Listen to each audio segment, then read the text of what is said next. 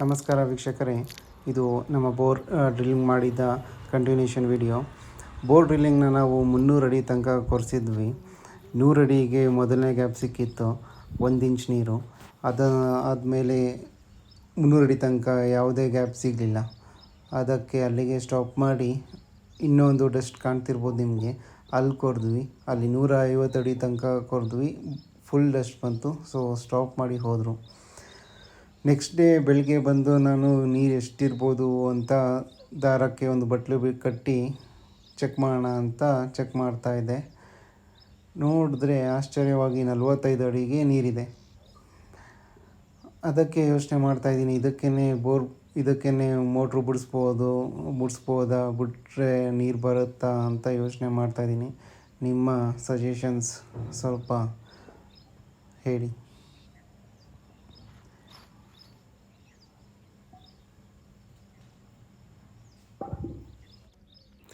ಇದಕ್ಕೆ ಕೇಸಿಂಗ್ ಹಾಕಿಲ್ಲ, ಕೇಸಿಂಗ್ ಹಾಕಬೇಕು.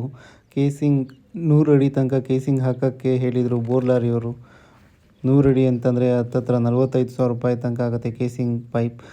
ಅದರಿಂದ ಪ್ಲಾಸ್ಟಿಕ್ ಪೈಪ್ ಹಾಕ್ಬೋದಾ, ಪ್ಲಾಸ್ಟಿಕ್ ಪೈಪ್ ಹಾಕಿದ್ರೆ ಎಷ್ಟು ಹಾಕಬೇಕು, ಇದನ್ನು ಸಜೆಷನ್ಸ್ ಮಾಡಿ ವೀಕ್ಷಕರೇ, ದಯವಿಟ್ಟು.